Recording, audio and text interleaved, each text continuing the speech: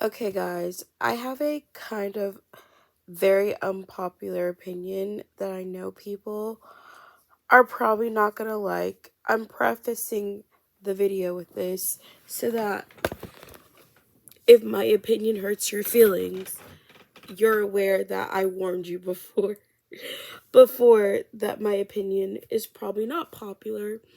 I need to go to bed. Why am I filming this right before bed? I don't know. But the topic was on my mind and then I forgot it. And then I was like, remembered it. So I was like, let me just say what I wanted to say.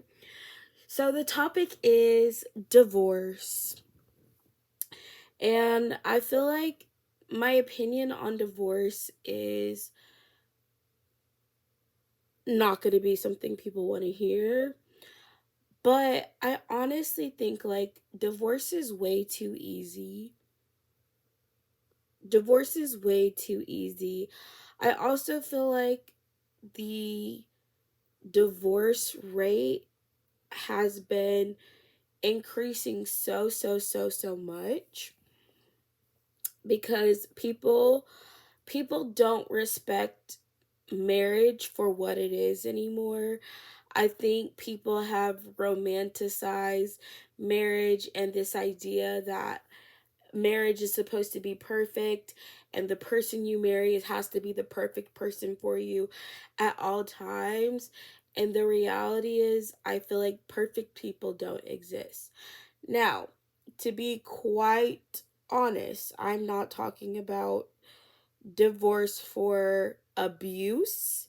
You know, if you're being physically harmed or a case of domestic violence, obviously, no one should stay with a abuser.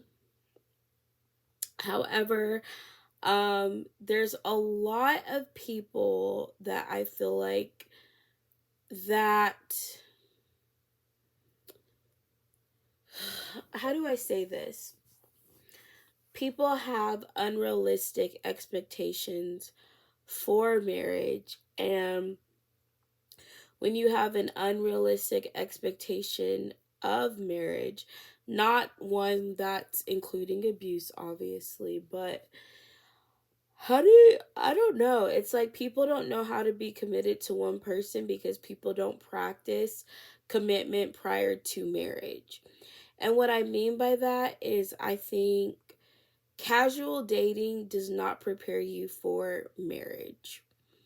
I say this because when you're dating casually, um, well, the best way to say it is someone who's not dating seriously, I guess, should be the way to phrase it. You know, you're not dating for the purpose of marriage, you're not really concerned about being married, and you're just going on dates with people. Now, obviously, marriage is not the goal for every person, which I've already said why I think that's kind of a weird, not weird, but it doesn't make sense because every relationship you're in, you're either going to be with that person forever or until you die or break up with them. So it's like every relationship there's only two options. You're either with that person until you die or you break up and you're not with that person. So it's kind of just like calling the until you die marriage or not, you're still going to, if you're in a relationship with someone, the only options are be with them or break up. So kind of doesn't make sense why people, I don't know, some people try to downplay what marriage is. But I also think people's understanding of marriage is not the same. I definitely feel like as a Christian, marriage is a religious practice, you know, from and I feel like it's honestly kind of backed by statistics. There's statistics that show that people who go to church more often have lower divorce rates. People who wait till marriage have lower divorce rates. More religious people who with stronger religious feelings have lower divorce rates. So it's almost like, you know, marriage or divorce is lowest for people who view it as a religious practice. I don't know. There's correlations basically between being religious and having a long lasting marriage. Now, I've seen different people give their perspectives of this. There's some people who will just say, oh, well, religious people just don't believe in divorce, and so they just stay in crappy marriages. Unlike everyone else, we don't stay in our crappy marriages, we just get divorced. But divorce is not like divorce just means divorce divorce is not something that you go into marriage thinking like I'm going to get divorced. Divorce is not this fun experience for anybody to want to experience, and I think there's two things that are true. I think that divorce is very easily accessible to the point where, it does get abused and people don't even try to fight for their marriages. Like, I have a friend that's literally getting divorced, and she was just telling me, yeah, we didn't go to therapy, we didn't try to work things out. I kind of just moved on. I'm just like, what? Do y'all not take your vows seriously? Like, do y'all think marriage is a joke? But I feel like that's what happens when people don't hold marriage to they don't take marriage seriously, because marriage is a vow. Like, what marriage actually is from a biblical perspective is a promise to God to be with the person you're marrying until death. It's actually a covenant between your two people and God. And that's why the Bible also says what God forms together no man can tear apart. And if God is not at the center of a relationship, it's not going to be as strong. I definitely feel like the reason that religion plays a role in strengthening some people's marriages is because it is God that holds people together. Like, imperfect people are never going to, like, you're never going to be fully satisfied by another imperfect person. And I kind of wanted to talk about, there's the Steel, I don't remember their first names, but they're this pastor couple that went on this podcast, the Dear Future Wifey podcast. It was a hot mess, right? It was a hot freaking mess. But one thing, a perspective I kind of do have on it, is that people aren't gonna like, is as much as people can say like, oh well, she's delusional, that man doesn't want her, whatever. I also feel like what people fail to recognize is she is actually respecting her marriage by staying with someone and being able to forgive a man. She's very strong. Like, that pastor is strong. Now, do I believe that the marriage that she entered into was one that God wanted for her? No. I definitely believe that some choices were made prior to marriage that pretty much coerced her into, she idolized that man prior to marriage, wasn't saved prior to marriage. So, she was chasing a man that didn't really want her, but had a child with him before being married, had a traumatic childhood where she had parents who divorced and wanted, even though her parents, there was infidelity, she didn't understand why her mom couldn't just forgive her father and stay together. And I think there's two perspective on this that I have that people aren't gonna like. I personally believe it is equally okay for someone who's able to forgive their spouse and stay with them is not weak. I think there's too many people that think like, oh, if you stay with your partner after you cheated on them, you're just scared of being alone, or you just like, they want to fault someone for forgiving their spouse, forgiving their partner that they, wanted to spend their life with. I personally don't think it makes someone weak. The ability to forgive is a merciful, powerful thing that shows the strength of that person to be able to forgive someone who's harmed them, who's you know, um I can't think of the word, but they've lost their trust with that partner in a sense. And I don't feel like we should fault any woman who decides to stay with their spouse after infidelity, because it really is, it's not a sign of weakness, it's a sign of strength to be able to forgive. Now, most people would say, like, oh, and the truth about it is, this is where I feel like being a real Christian versus being a, well, as long as everything's perfect and hunky and dory, I follow the Bible. But the Bible does say we are to forgive. Now, I'm going to say this in the best way that I can. I definitely think infidelity in a marriage is wrong. I'm not promoting, like, someone cheating on their spouse is sinning against their partner and against the vows that they made to God.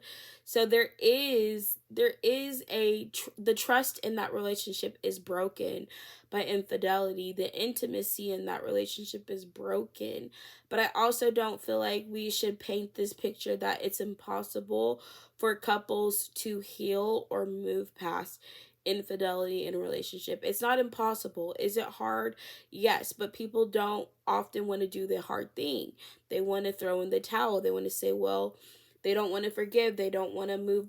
They don't want to try to mend a relationship either. But I also think, like, the reason that people don't try is because if only one partner is willing to try, you can't force someone to be in a relationship they don't want to be in, which is why I think I'd made, like, maybe it was a comment and not a video. Most marriages end because of selfishness. If you have it only takes one selfish person in a relationship to ruin a marriage, because you can't be selfish in a relationship. You can't be self-centered.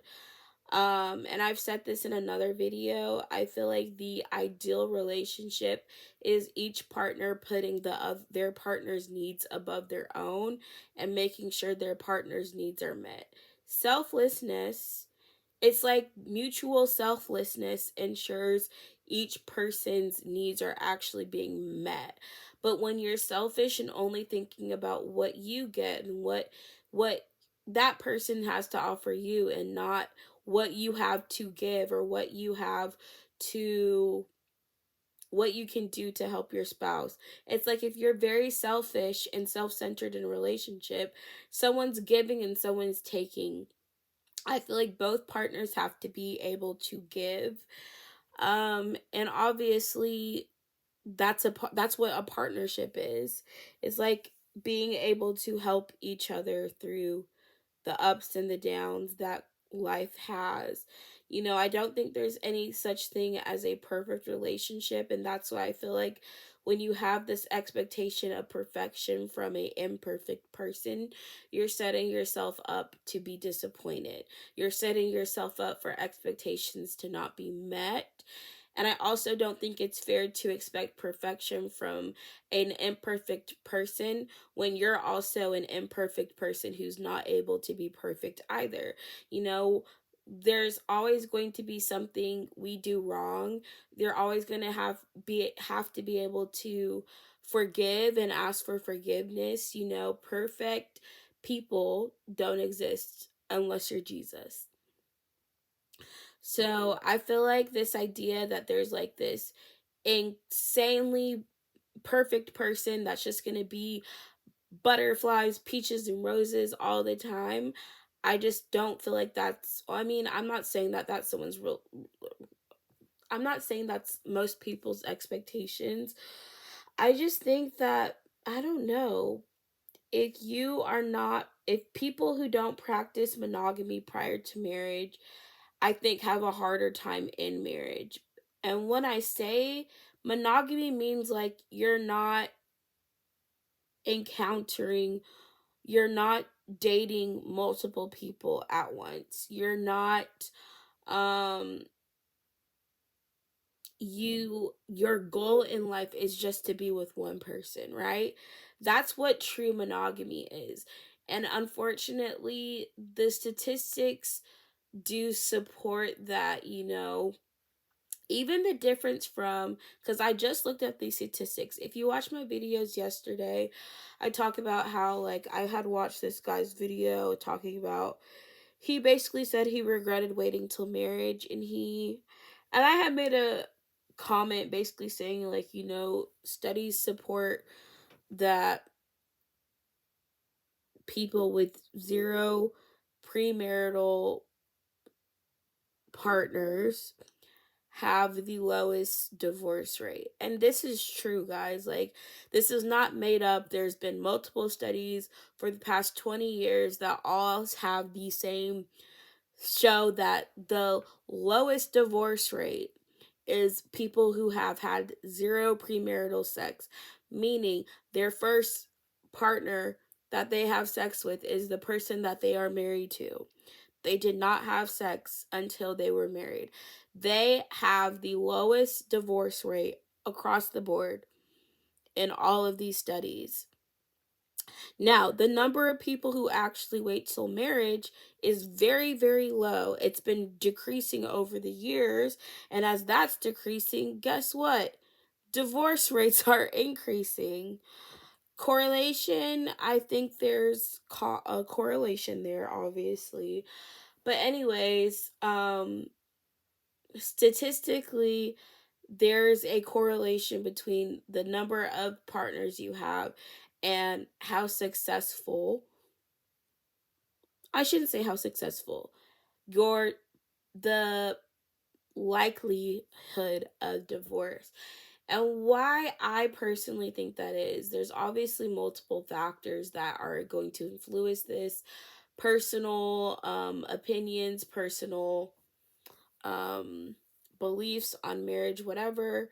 But ultimately, I feel like all the statistics point to is that people who are committed to monogamy have the lowest rate of divorce. It mostly, I feel like, has to do with the attitude or respect you have towards that. Like, if you're like, I only want to be with one person for the rest of my life and no one else, that's someone who's committed to monogamy, right? If you're like, oh well, I'm okay with, experimenting and dating different people. And dating doesn't necessarily mean having sex with a bunch of people, because most people on average are not having like more than 3 partners, I think, for women, and more than 5 for men. The people with the highest body counts are an extreme small percentage of the population. The same for the people who are waiting till marriage. It's like the majority, like 90% of people, have between 1 to 5 sexual partners in their lifetime. However, of that 90%, there's a extreme there the people with zero, and then the people who are just the average, there's still a statistic that says, even the difference between someone who has 0 partners and someone who has 1 through 8 partners prior to marriage is a 50%, are 50% more likely to get divorced.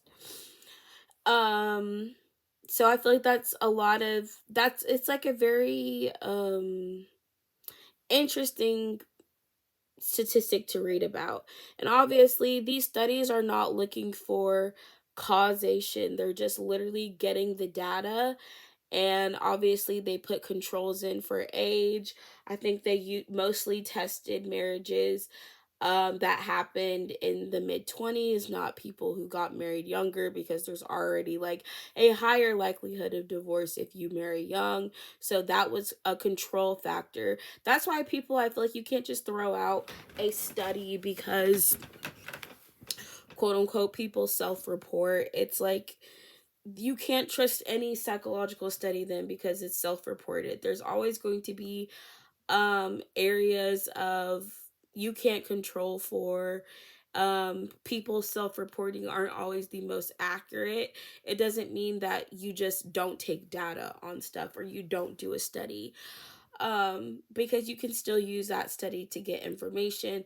Now, in my opinion, from what I learned in college, the biggest skew is the population that you are testing. If you don't have a very diverse population, the data could be skewed. If you don't have enough people, the sample size is too small, that will skew the data as well. And then you even have like well, who's going to be most likely to enter to do the study and who's more likely to fill it out. Like, there's all of these other informations, but overall it's like you have to use the data that you have to get the best data. Anyways, overall I feel like it's really sad seeing and hearing how many couples get divorced now. It's like I'm not rooting for any marriage to end in divorce. I think divorce is ugly, it's sad. It's not something that, I mean, I've heard people celebrating divorces, but to me it's just showing like either like do people not see like divorce as a problem? Like, are people thinking like, oh, like this is this great thing? Oh, that's the other thing I was going to say. I honestly feel like divorce I honestly feel like the number of divorces, I honestly feel like it's a spiritual attack on marriages. Like how many couples get divorced. I don't think that it's a healthy thing. I honestly feel like it's just an attack. There's an attack on marriages right now and on marriage in general. You know, and it's sad. It's sad to see, it's sad to um hear about like anyone getting a divorce. But I honestly believe it's just like, how do you control? It's like you can't really control for divorce in the sense of, you can't predict how someone's going to act in a relationship. But I really feel like a better predictor of divorce is a person's attitudes about marriage prior to getting married. People who have a more respective marriage are probably going to be least likely to get divorced compared to someone who doesn't really want to get married, or is unsure about marriage and is like, I don't know if I want to do this, etc. um there's also a statistic about women being more likely to initiate a divorce, which is obviously not uh, the case 100% of the time, but there's so many different ways you could look at it. But in general, I just think it's sad. Like, in a perfect world, obviously, we wouldn't have divorce. People would get married and stay with that person forever. Now, someone who gets remarried after being widowed is not the same. Is not the same as, people. And I also, there's another statistic that shows like someone who is remarried is more likely to be like remarries more than once, is more likely to get divorced too, because you've already created a habit of divorce anyways. You've already normalized, well, if something doesn't work out, If I don't like something this person, I'm just going to divorce, right? So it's like people who use divorce as like a means, it's like people don't take it's like some people are divorcing because they don't take the marriage didn't take the marriage seriously to begin with, you know. I think that's most true for people who are like serial divorcers. Anyways, my psychological, I guess, opinion is, you know, someone's attitudes about marriage and their commitment to monogamy is going to be the most determining factor. And people who practice monogamy prior to marriage are going to probably have the easiest time in marriage versus those who do not. And I feel like that's the correlation, in my opinion, between the number of sexual partners someone has and the likelihood of divorce. I also think it comes from the fact that God designed sex for marriage.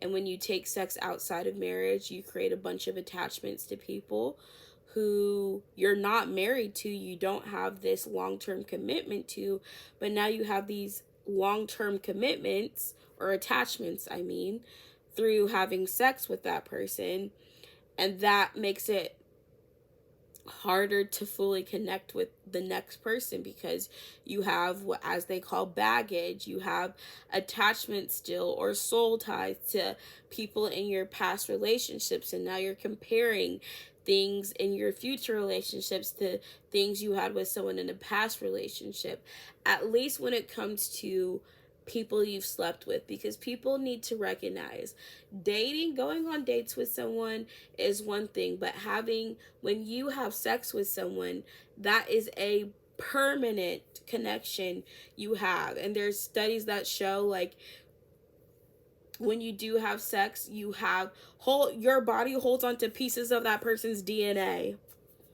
That person's DNA is in your body for the rest of your life. There's new studies that show that. So anyways, it's not just, sex, I feel like is something that should be taken very seriously. And I also think like when you treat sex casually, it doesn't have good long-term results. But I don't know. That's just my 2 cents, I guess. Anyways, that's all I wanted to share.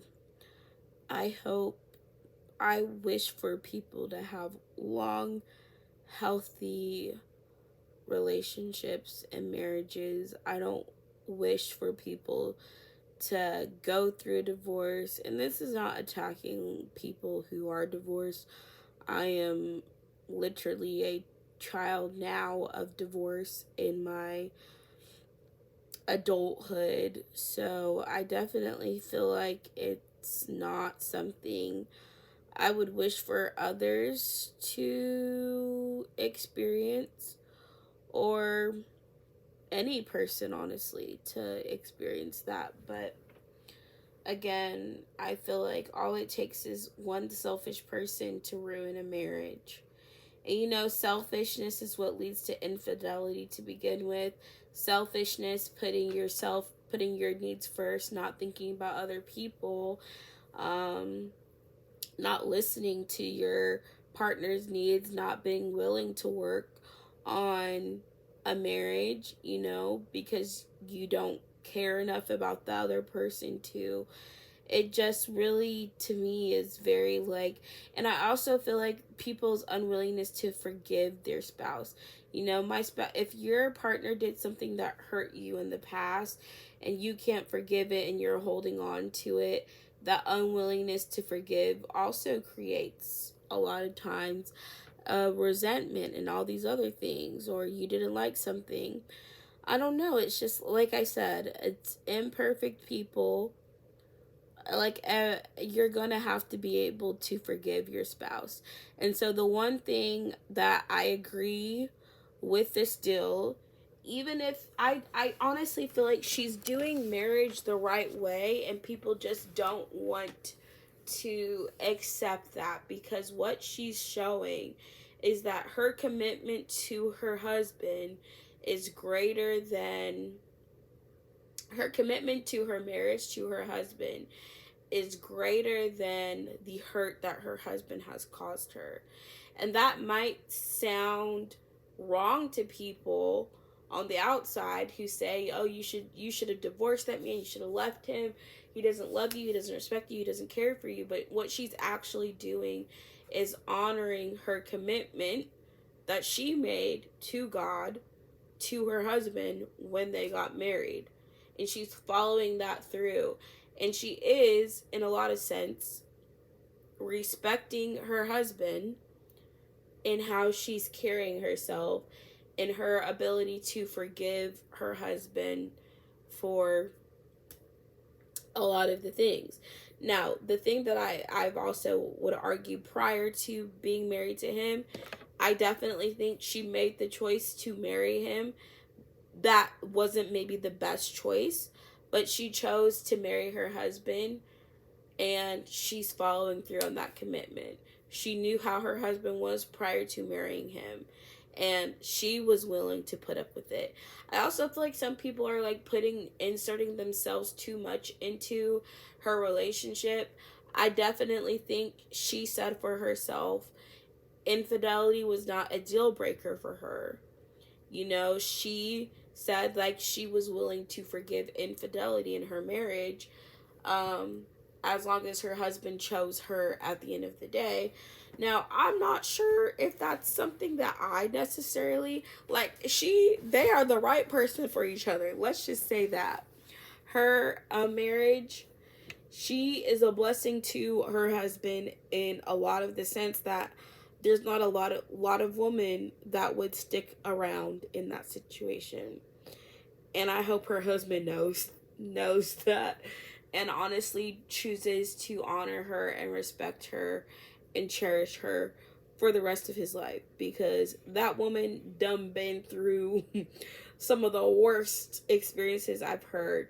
But like I said, my perspective on it is not the popular take. Most people are just bashing her as a person. Now, do I agree about some of her sentiments on and some of the advice she gives? No, I definitely feel like some of the advice she gives is not great or biblical, but there's other things that she said that were actually biblical, like her still submitting to her husband through infidelity and through all of this, her willingness to forgive. Like I said, I don't think someone forgiving someone who's hurt them is not a weak person. That's a very strong person, actually. It takes a lot for someone to forgive someone who has hurt them very deeply, and I honestly can respect her for her ability to do that. That is a strong woman to forgive someone who's hurt you over and over again, and continue to choose to forgive her husband for all of those things. And like I said, I don't think that makes her weak, in my opinion. I think she is a very strong woman to put up with what she put up with. However, I think some people are the people who are calling her weak and saying, "Oh, she's I don't think she's making like toxic relationships are not anything someone should I don't think anyone is looking for. However, I definitely feel like she got into a relationship with someone prior to marrying them who was cheating and doing those things. So I feel like she knew who she was marrying prior to marrying that man. If she had had the expectation that marriage was going to suddenly turn a cheater into a non-cheater, I would say that would be delusional. But what she told herself is that, hey, if my man cheats, I'm going to continue to stay with him because I can forgive cheating. And that's what she chose to do with her relationship. I don't think that that's something other people should judge her for. I think people can just recognize, hey, for her and for what she wanted, she's able to do that. Um and personally, from a Christian perspective, I would say, like, choosing to forgive your spouse and stay in a relationship with them after infidelity does not make you weak. That is a very strong decision that you can make, and that is also, it shows the strength of your character. But I also still, like I said, it doesn't justify the wrong, though. The spouse that cheated should be asking for forgiveness, should be, trying to rectify the situation, go to counseling, go to, like, whatever things you do to work through things like that. Now, obviously, if someone cheats and has no interest in staying with the partner that they cheated on, that's like a whole other form of hurt, because you've been cheated on and abandoned, so it's just like there's not really a win-win situation. But I also think, like, I'm not going to um dog on her for choosing to forgive her husband, because at the end of the day, I do think that is a strength, not a weakness. And forgiveness is honestly a requirement of being a Christian. At the end of the day, we're called to forgive. We're actually commanded to forgive if we want to be forgiven of our sins. And forgiveness does not excuse the behavior. And I think that's a part of forgiveness that some people can't seem to understand. Forgiveness does not mean that what someone did to you is okay. It's just meaning I'm going to choose to give this person grace, and I'm going to choose to not allow what this person did to me turn me into a bitter person. It's choosing to move past the situation. People who are unwilling to forgive are often still um people who are unwilling to forgive are holding on to the harm someone did them, and that turns into bitterness, which turns into anger, which turns into hate, and that's not good. So forgiveness is, honestly, I feel like you can forgive someone and not be with them, but like I said, you can choose to leave a situation and forgive them. I definitely feel like when it comes to, like, an abusive relationship, that's what the best thing is. You can forgive that person, but you don't need to still be with them. That person needs to get help. Now, there's people who say I can forgive them and I still chose to stay with them.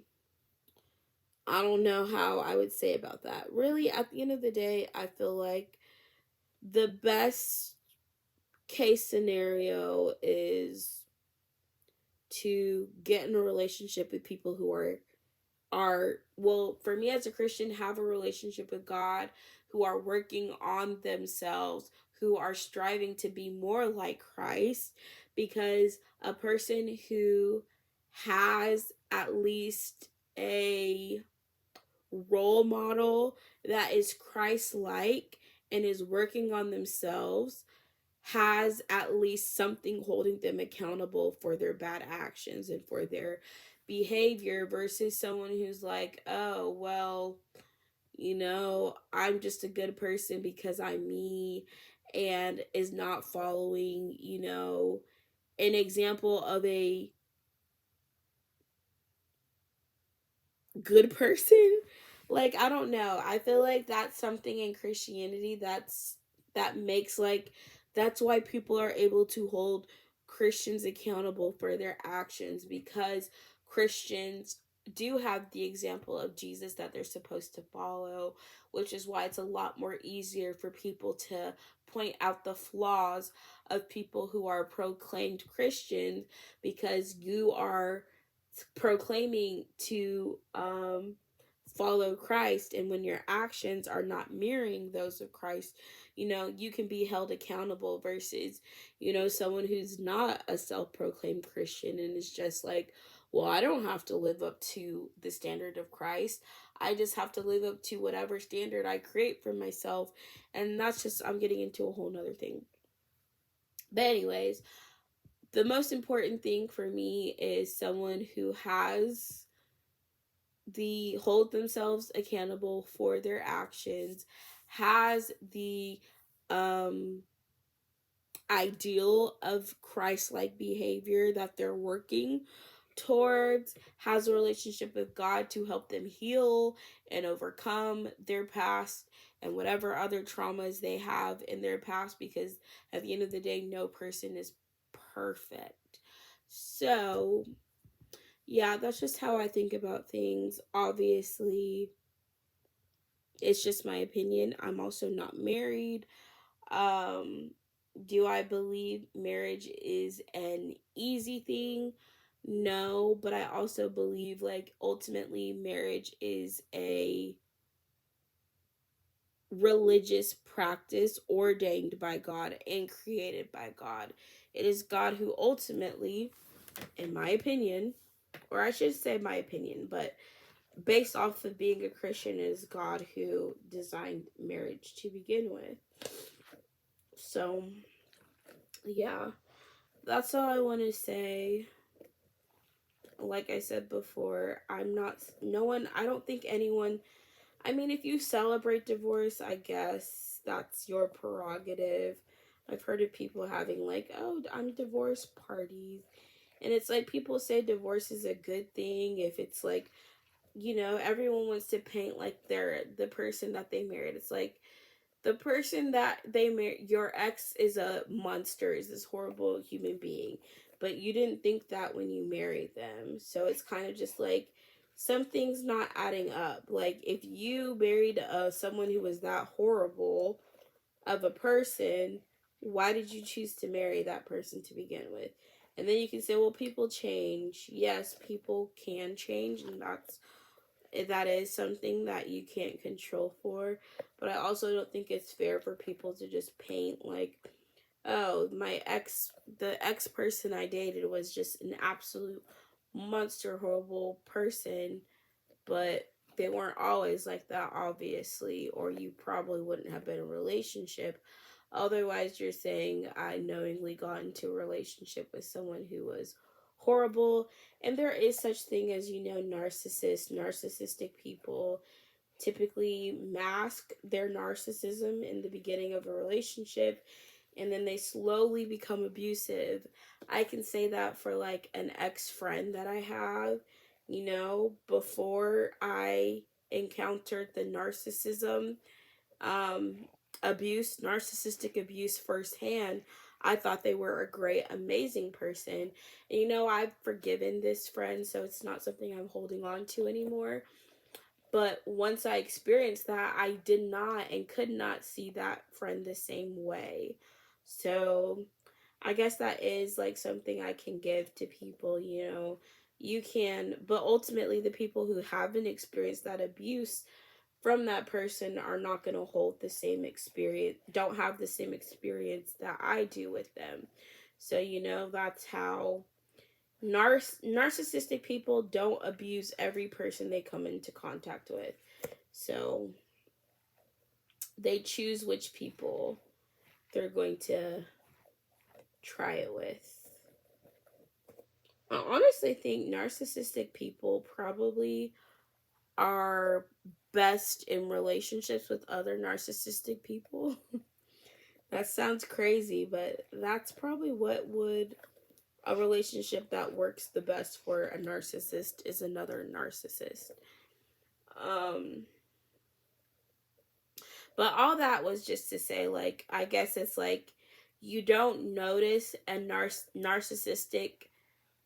narcissism in people typically until you're on like the negative end of it. Like, to me it's just like, oh, well, I didn't think my friend was narcissistic until I experienced it firsthand. Like, and then it's like, oh, well, now that I think about it, yeah, there were signs that I didn't associate at the time until it was after the fact.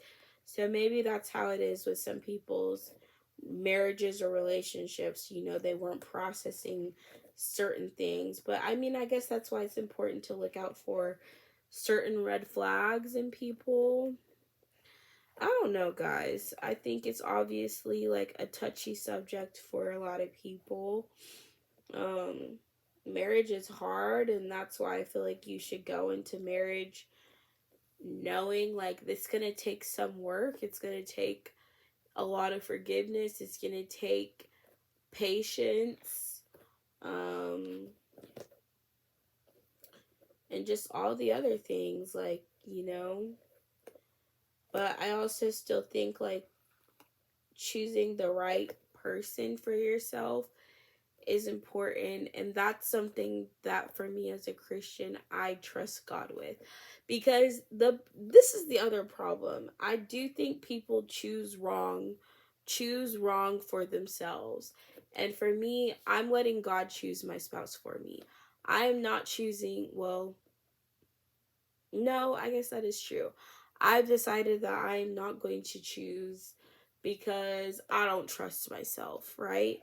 And I do think sometimes people choose the wrong partner. They choose what they think is best for them. And I feel like when you trust God with your spouse or with your future relationship, you're allowing God to choose what is best for you and trusting God's wisdom versus your own. So, in the case of the still relationship, I would say that God didn't choose her husband for her. She chose her husband, and God allows you to choose. God allows you to make the choice. Sometimes we choose the wrong people, but that doesn't mean God can't bless those relationships still. It just means we choose people that might have put us in experiences that God didn't necessarily want for us to experience, but He's going to allow you to make that choice if that's what you choose, because God's not forcing people to get into those marriages. You know, no one forced anyone into a marriage. So ultimately, I still think like, you know, if you are choosing your partner, you have the free will to make that choice. Unless you're in an arranged marriage, obviously, and that's a completely different conversation. But most people are choosing their own spouses, right? So if you're not choosing the right person, is that um is that a reflection of the person you chose, or your decision? Like, let me say this better. It's like if I chose the wrong person to marry, is the failure the person that I married, or I chose wrong, right? Maybe you can say it's both. I thought I chose, so I don't know. I don't know. I'm overthinking again. Okay, guys, that's all. This video was way longer than I thought it was going to be. And it's probably like close to 1 a.m. now. And I have work tomorrow. Excuse me. So, yeah, that's my thoughts. Again, I hope this doesn't offend people, but some people listen to my videos and I guess it just rubs them the wrong way. Obviously, I'm speaking for myself and no one else. I don't know what goes on in other people's relationships to speak about anyone else's relationship, so that's not what I'm doing. I can only talk about my perspective on it with the information that I know or I've seen. And obviously, the fact that I'm not married, it's coming from a, I guess, single person's perspective, but I also still feel like I understand marriage for what it is, that, you know, marriage isn't always going to be easy. The person that you marry is probably going to get on your nerves sometimes.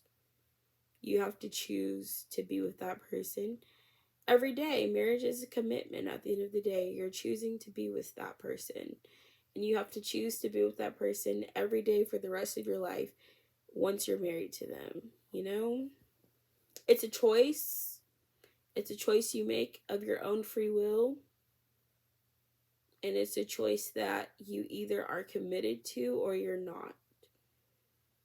But commitment is your own. It's like your commitment to your marriage is based off of your own will and no one else's. So that's where I feel like there is like personal accountability.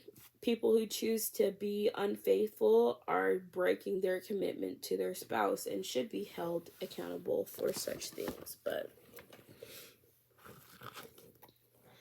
I wish there was a way, it's like maybe there needs to be a way to like actually never mind. I'm gonna go to bed because I don't want to say what I was about to say.